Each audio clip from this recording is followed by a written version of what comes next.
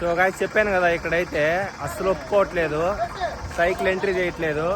మొత్తం ఘాట్ రోడ్ అంట, పులిలు, జింకలు అంటే ఎలిఫెంట్స్ అంటే ఏనుగులు తిరుగుతాయి అనమాట. సో చాలా డేంజర్ అంట, ఇక్కడ పంపించట్లేదు పోలీసులు కూడా. సో చూడండి, మీకు ఇక్కడ బోర్డులో కూడా వేసాను, ఇలా ఉంటుందన్నమాట రోడ్డు అక్కడైతే. సో మొత్తం అయితే 40 కిలోమీటర్స్ వస్తుందంట. చూద్దాం ఎలా, నాకే అర్థం కావట్లేదు. ఇంకా మొత్తానికైతే మన సైకిల్ని లారీలు అయితే ఎక్కిచ్చేసారు ఫారెస్ట్ వాళ్ళు. అసలు ఒప్పుకోవట్లేదు, రైడ్ చేయడం మంచిదే కాదు, అక్కడ సేఫ్ కాదని. అప్పుడు ఇంకా నేను కూడా సైలెంట్ అయిపోయాను. అన్న అయితే మనకి ఇంకా లిఫ్ట్ ఇస్తాం పైకి. సో సైకిల్ అయితే వెనకాల వేసాం అనమాట ఫైనల్గా అయితే. సో ఇంకా మాక్సిమం ట్రై చేయండి వెళ్దామని చెప్పి పోలీసు వాళ్ళు ఒప్పుకోవట్లేదు. సో అందుకే మనం అయితే అన్న అడిగి పైకి వెళ్తా ఉన్నాము. మాక్సిమం ఇంకా 30 కిలోమీటర్స్ దాని తర్వాత మనం రైడ్ చేస్తాం మళ్ళీ. ఇంకా ఇక్కడ వేసాం చూడండి బోర్డు, పులిలు ఉంటాయనేసి.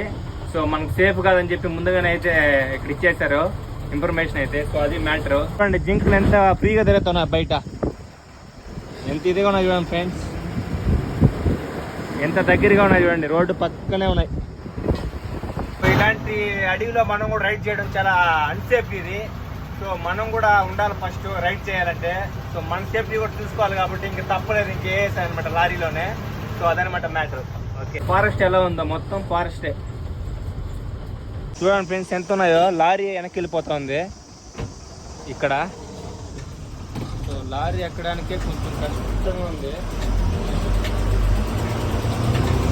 సో ఫైనల్గా అయితే మనం లారీలో నుంచి అయితే మన సైకిల్ అయితే దింపేసాం సేఫ్గా. సో హ్యాపీ, అన్న అయితే ఫ్రీగా అయితే దింపేశాడు.